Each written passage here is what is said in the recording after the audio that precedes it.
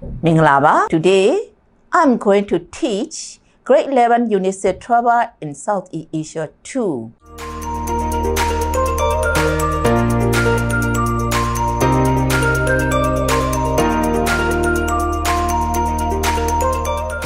Get us so you know teacher 6E writing my udwaya out. The Malay teacher also likely lower maba. In group, some more advantages and disadvantages of tourism industry. အဲ့တော့ဒီမှာဆို industry ကဒီမှာလုပ်ငန်းအနေနဲ့သုံးမယ်ပေါ့နော် tourism industry ဆိုရင်ခရီးသွားလုပ်ငန်းကြောင့်နော်ရရှိနိုင်တဲ့ advantages အကျိုးကျေးဇူး disadvantages ကကြတော့ဒါဖြစ်ရနိုင်တဲ့ဒီဥစ္စာဆိုးကျိုးတွေပေါ့နော်အဲ့တော့ကောင်းကျိုးနဲ့ဆိုးကျိုးကထွန်တွဲနေတာပဲအဲ့တော့ကျတော့ advantages ကိုအရင်ကြည့်မယ်ဆိုရင်ဒီမှာတော့တစ်ခုစီပဲပြီးထားတာပေါ့ဥပမာဆို generate income ဆိုတာဝင်ငွေကိုရရှိစေတာပေါ့နော်ခီးသွားလုပ်ငန်းဒီနိုင်ငံတချို့နိုင်ငံတွေဆိုတာခီးသွားလုပ်ငန်းပေါ်မှာအရန်ကို depend လုပ်ရအမိကိုရတယ်ဒီခီးသွားလုပ်ငန်းကနေပြီးဝင်ငွေတွေနိုင်ငံခြားငွေအများကြီးရတယ်ပေါ့နော်အဲ့ဒါကြောင့်မလို့ဒါ generate income ဖြစ်စေတယ်ဆိုတာကတော့အကျိုးကျေးဇူးပေါ့ဒီဘက်ကဆိုးကွက်ကတော့ cost pollution ဒါအားလုံးလည်းသိထားတဲ့အတိုင်းမှာပဲဒါအဲ့ဒါတွေလာမယ်ခီးသွားအဲ့ဒါတွေအများကြီးရှိရင်အဲ့ဒီအများကြီးလာနေရမှာတော့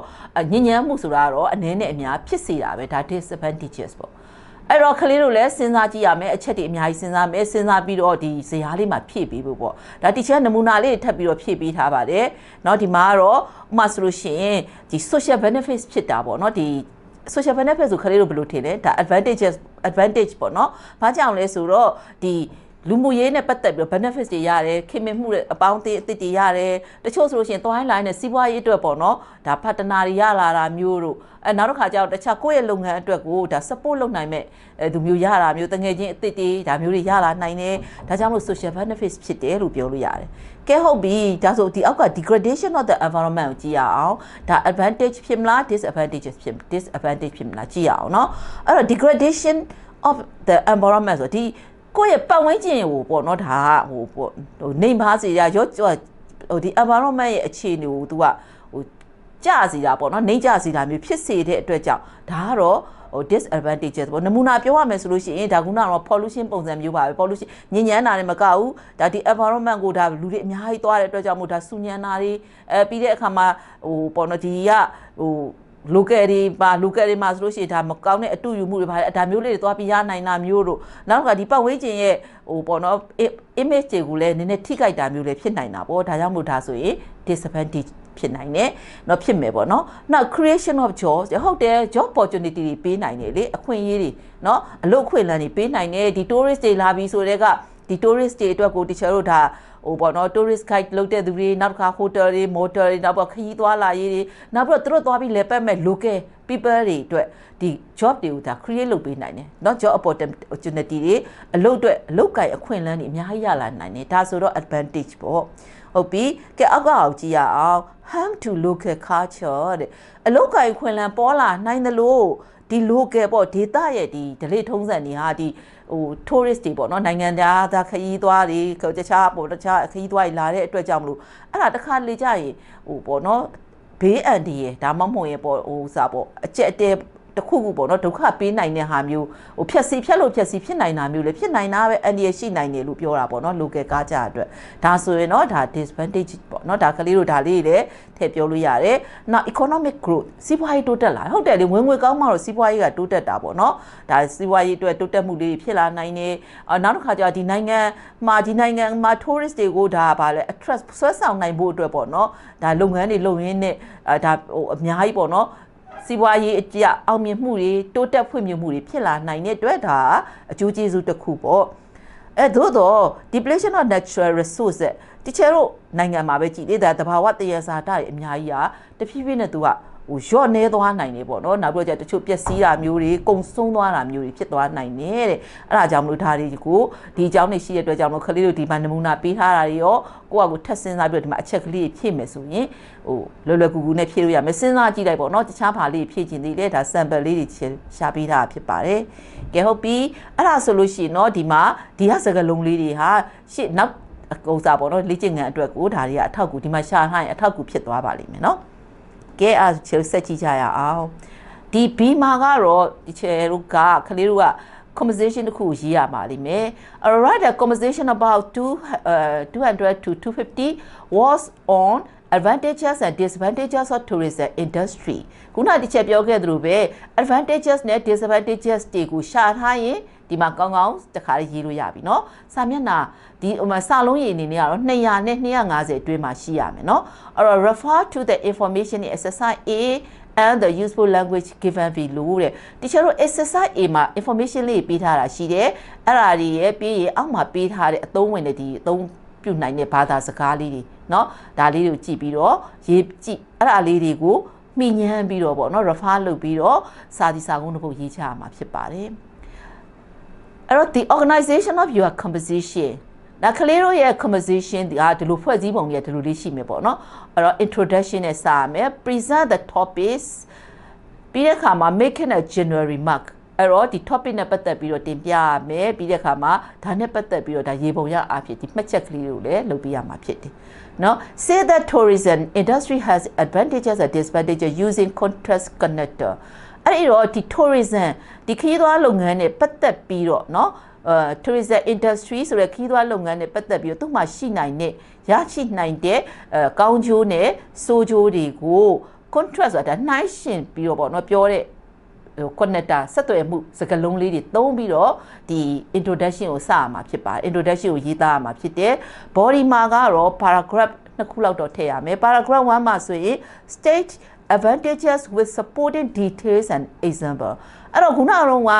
introduction မှာတော့ပြောထားပြီးသားဖြစ်တယ်ဒါပေမဲ့ဒီမှာဆိုရင်တော့အရင်ဆုံး advantages အကြောင်းကိုဒီချေတို့ကတိတိကျကျပေါ့နော်အသေးစိတ် detail အသေးစိတ်အပြင် example ဥပမာလေးတောင်ပေးရမယ်ပေါ့ဥပမာဆိုရင်ဒီချေတို့ဒီကိုမြန်မာနိုင်ငံအနေနဲ့ပြောမယ်ဆိုလို့ရှိရင်ဒီမှာဆိုလို့ရှိရင်ဥပမာဆို ALI တို့လာပကံတို့အဲ့လိုသွားမယ်ဟို tourist တွေအများကြီးလာမယ်ခီးသွားလုပ်ငန်းအရန်တင်ကြမယ်ဆိုရင်အဲ့မှာရှိတဲ့သူတွေရဲ့အလုပ်ကိုင်အခွင့်အလမ်းတွေဥပမာဆိုဒီပကံတို့ပါဥစ္စာဒါယွန်းနေနောက်ခါကျတော့ဒီချေတို့ traditional ပေါ့နော်ဒီဒလေးထုံးစက်အရာတွေနောက်တစ်ခါကျတော့ဒီဘီတုကလက်ရာတွေကိုဟိုသူတို့တွေလည်းကြည့်ရှုခွင့်ရမယ်ကိုရီးယားလည်းအဲ့ဒါတွေကိုလိုက်ပြတဲ့ဒီ guide တွေဒီအယောင်ဈေးတယ်လေးတွေကစပေါ့နော်ဒီအလုတ်ကိုင်လေးတွေပို့ပြီးကောင်းလာမယ်ဝင်ငွေတွေရလာမယ်အဲ့ဒါမျိုးလေးနမူနာလေးနဲ့ပြောမယ်ပေါ့ paragraph 2 မှာ state advantages with supporting detail and example disadvantages ကိုလည်းပြောမယ်ခုနကတော့ဒီချဲတို့ကကောင်းကျိုးလေးပြောမယ်အခုကျတော့ဆိုးကျိုးလေးပေါ့နော်အဲ့ဒါကိုလည်းအသေးစိတ်ကလေးပေါ့နော်ဘယ်ဟာကတော့ဘာကြောင့်ဖြစ်တယ်ဘယ်လိုဖြစ်တယ်ဆိုတာကိုနမူနာလေးနဲ့တခုပြောနမူနာလေးတွေနဲ့တခုရှင်းပြမှာဖြစ်တယ်နမူနာပါတဲ့အခါကျတော့မှလည်းဒီစာဖတ်တဲ့သူကဒါကွက်ကွက်ကွင်းကွင်းမြင်လာမယ်အော်ဟုတ်တာပဲဆိုတာကိုသူကဒါကိုလက်ခံလာနိုင်မယ်ပေါ့နော်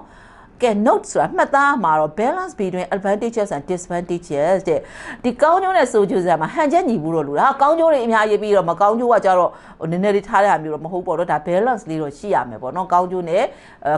ဆိုးကျိုးကိုဒါဟန်ချက်ညီလေးနဲ့ရေးသားမှာဖြစ်ပါတယ်ကဲနောက်ဆုံးပိုင်းကတော့ conclusion မှာဆိုတော့ summarize the main ideas mentionedဒီမှာဖော်ပြထားတဲ့ main idea တွေပေါ့နော်အဲ့ဒါဒီအကြောင်းကို teacher တို့ကဒါအနှစ်ချုပ်ရတော့မှာဖြစ်တယ်အချင်းချုပ်ရေးသားမှာဖြစ်တယ်ပြီးွားရင်တော့ကိုယ့်ရဲ့ကိုယ်ပိုင် give your opinion ဆိုတဲ့အတွက်မင်းရဲ့ကိုယ်ပိုင်သဘောထားပေါ့ယူဆချက်အတွေးခေါ်လေးတွေကိုအတွေးခေါ်ယူဆချက်ကလေးတွေကိုပေးရမှာဖြစ်ပါတယ်ဥပမာဆိုလို့ရှိရင်ဒီ advantages နဲ့ disadvantages တွေရှိသလို disadvantages လည်းရှိတယ်ဒါပေမဲ့ဒီ advantages တွေကပို့ပြီးတော့တိုင်းပြည်အတွက်ပို့ပြီးတော့ကောင်းမွန်တဲ့အတွက်ပါဒါဒီလုပ်ငန်းတွေကတွေးကြဖို့ပို့ပြီးတော့စူးစမ်းသင့်ပါတယ်ပါတယ်ပေါ့ဒါမျိုးလေးပြောလို့လည်းရတယ်အဲ့ဒါဆိုလို့ရှိရင်တော့ကလေးတို့ကဒီ composition ကောင်းကောင်းလေးတစ်ခုရေးနိုင်မှာဖြစ်ပါတယ်အရှိမ teacher တို့သင်ထားခဲ့တဲ့ grammar point တွေလည်းအများကြီးသုံးလို့ရတယ် teacher တို့အများကြီးပဲလေဒါrelative pronoun တွေသုံးတာအဲ့ဒါတွေ omitting လုပ်တာတို့နောက် present perfect past perfect ဒီဘက်အပိုင်းမှာဆိုလို့ရှိရင် teacher တို့ if though တို့as if to as though တို့သုံးတာအတွက်ဒီဟာလေးတွေကိုလည်းဒီမှာ apply လုပ်ပေါ့နော်ပြန်သုံးပြီးတော့တကယ်ကိုဖတ်ချင်စပွဲပေါ့နော်ပြည့်စုံပြီးတော့အချက်လက်လည်းပြည့်စုံပြီးတော့ဖတ်ချင်စပွဲဖြစ်တဲ့ composition လေးကိုဖန်တီးမှနိုင်ပါစေလို့ဒီချက်ကဆူတောင်းပေးပါတယ်နော်ကဲတော့ဒီ writing ကိုလုပ်မယ်ဆိုရင်ဒီချက်ဒီ useful language လေးသူကထပ်ပြီးတော့ပေးထားတယ်ပေါ့နော်ဘာကြောင့်လဲဆိုတော့ဒီမှာရေးတာ to sound more objective make use of some of the following structure အဲ့တော့ပို့ပြီးတော့ဒီကက်တာမတိထန်ကြတဲ့အခါကောင်းကောင်းမွန်ဖြစ်လာနိုင်မှုဆိုရင်ဒီ structure လေးတွေလည်းသုံးဖို့ပေးထားတယ်ပေါ့နော် Some many people may think believe argue that အချို့တော့ဒါမှမဟုတ်လူပုဂ္ဂိုလ်တော်တော်များများက may ဖြစ်ကောင်းဖြစ်လိမ့်မယ် နော်တိတွေးကောင်းတွေးလိမ့်မယ်ယုံကြည်လိမ့်မယ်ဒါမှမဟုတ်အဲ့ဒါနဲ့ပတ်သက်ပြီးတော့ဒါ argue ဆိုတာအငင်းပွားလိမ့်မယ်နော်ဒါမှမဟုတ်အခိုင်အမာပြောဆိုလိမ့်မယ်ဒါမျိုးလေးသုံးလို့ရတယ် it is believed thought argue that ဒါဘာကြောင့်ဒီလိုမျိုးပေါ့နော်တွေးခဲ့ကြယူဆခဲ့ကြတယ်ဆိုတာကိုဒီဘက်က that ကလေးနဲ့ပေါ့နော်ဒါမျိုးလေးပြောမယ်ဆိုလဲအဆင်ပြေတယ်ကဲအဲ့တော့ဒါတီချာတို့ကဒီမှာဆိုဒီပုံလေးပေါ့နော်ဒါမျိုးလေးတွေကသူတို့တွေကဘာကြောင့်မလို့ဒါကိုယုံကြည်ရတယ်ဒီလိုထင်ရတယ်ဒါမျိုးလေးတွေသုံးတယ်လို့ vocabulary ကလည်းအရေးကြီးတယ်အဲ့ vocabulary မှာဆိုလို့ရှိရင် use synonym လေးကိုသုံးပါမယ်ဒီဟိုဒါတွင်တူပေါ့နော်စင်တူစကားလုံးလေးသုံးမယ်ဟို advantages ဆိုတာအကျိုးကျေးဇူး benefit ဆိုတာလည်းအကျိုးမြတ်ပဲလေ strength ဆိုတာကကောင်းကွက်ကလေးပေါ့နော်ကောင်းတဲ့နေရာလေးတွေအားသာချက်ကလေးတွေဒါလေးဒီလိုမျိုး synonym တွေသုံးတယ်လို့ဘာကြောင့်လဲဆိုတော့စာကြောင်းတစ်ကြောင်းမှာကျွန်တော် advantages ကြီးပဲဒီလိုမျိုးဟိုတစ်ခုပြီးတစ်ခုဒါကိုပဲထပ်ခါ repeat လုပ်နေမဲ့အစားသူနဲ့စင်တူနံဖြစ်တဲ့စင်တူတဲ့စကားလုံးဖြစ်တဲ့ benefits to strength လို့လည်းပြောင်းပြီးသုံးသွားပါအဲ့ဒါဆိုရင်ဒါစာဖတ်သူပို့ပြီးဆွဲဆောင်မယ်စာကုန်းကောင်းတစ်ခုရဲ့လက္ခဏာနဲ့လည်းပိုကိုက်ညီမယ်ပေါ့နော်အဲ့တော့ဒီမှာဆိုလည်းဒီချေတို့ဒါစာလုံးတစ်ပင်လေးပေါ့နော်ဒီမှာဆိုဒီချေပုံလေးပြထားတယ်ဟိုအတိပ္ပယ်တူတဲ့ဟာလေးတွေကိုဟိုဒါစင်တူနံဖြစ်တဲ့ဟာလေးတွေကိုသူ့ဟာနဲ့သူလိုက်လျောညီဖြစ်သုံးသွားလိုက်ရင်ပို့ပြီးတော့ဟိုအစစ်မြင့်နဲ့เนาะစာကုန်းတစ်ခုရလာလိမ့်မယ်နောက် disadvantages ဆိုလည်းအဲ့လိုပဲ disadvantages ကိုတချို့က drawbacks လို့လည်းသုံးတယ်เนาะ limitation เนาะဒါကန့်သက်ချက်တွေရှိတယ်ရောသားပါအားနည်းချက်တွေရှိတယ်เนาะဒါမျိုးလေးတွေသုံးပေးပါလို့ပြောထားတာဖြစ်ပါတယ်အဲ့တော့ဒီမှာခုနကတော့ပြောခဲ့တယ်လေ connector လေး contrast connector လေးတွေသုံးမယ်နောက်ပြီးတော့ဒီ sentence မှာ contrast လောက်တာရောဒါပြီးတော့at ထက်လောင်းဖြစ်ဆွတ်တဲ့ဟာမျိုးလေးတွေလည်းတချို့သုံးလို့ရတယ်အဲ့တော့ဒီမှာ connector လေးတော်တော်ပေးထားပါတယ် to add information အချက်လက်တွေထပ်ပြီးဖြစ်ဆွတ်ရမယ်ဆိုရင် use adding connectors such as to begin with to beside to in addition additionally moreover and furthermore နော် to begin with စပြောရမယ်ဆိုရင် beside အဲ့ဒီအပြင် addition ပုံမိုးပြောရရင် additionally ထပ်လောင်းပြောရရင် moreover ဒီတဲ့ပို့ပြီးတော့ furthermore အဲ့ဒီအပြင်ဒါမျိုးလေးပေါ့ဒါလေးသုံးလို့ရတယ်နောက် to contrast ရှင်ပြောရမယ်ဆိုရင်တော့ use contrast connector such as သူကကြောက်ဒီ construct ကကြောက်တစ်ခုနဲ့တစ်ခုနှိုင်းရှင်တာဖြစ်တဲ့အတွက်ဆိုဆန့်ကျင်မဲ့စကားလုံးလေးဖြစ်တာပေါ့နော်ဥမာတစ်ခုနဲ့တစ်ခုဒီဟိုဘက်နဲ့ဒီဘက် connect လုပ်တဲ့အခါမှာဒါဆန့်ကျင်မဲ့စကားလုံးကို connect လုပ်တာဥမာ but တော့လည်းပဲ on the other hand ဒီဆိုပါရင် however တော့လည်းပဲ not despite in spite of အဲ့ဒီအစားပေါ့နော် although တော့လည်း even though ပေါ့နော်ဒါမျိုးလေးတွေဆိုရင်တချို့တို့က contrast တဲ့ဆိုဒါမျိုးစကားလုံး connector လေးသုံးပါလိမ့်မယ်နောက် to conclude တချို့တို့ညီကုန်းချုပ်တော့မယ်ဆိုရင်နော် to conclude လောက်တော့မယ်ဆိုလို့ရှိရင် summarize main idea နော် main idea ကိုတချို့တို့ကအနှစ်ချုပ်တော့မယ်ဆိုရင်ဘာလေးသုံးလဲဆို to sum up နော် to conclude in conclusion all things consider ဆိုတာလေးနဲ့တချို့ညီကုန်းပိုင်းမှာဒါလေးတွေကိုသုံးပါမှာဖြစ်တယ်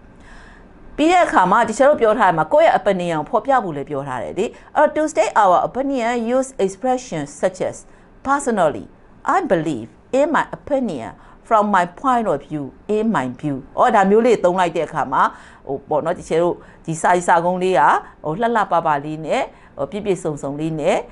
ရရှိသွားမှာဖြစ်ပါတယ်ကဲကလေးတို့အဲ့တော့ဒီအချက်လက်ကလေးတော်တော်များများပေးထားတာเนาะဒီချက်ဒီမှာဆိုလို့ရှိရင် focus တွေလည်းပေးထားတယ်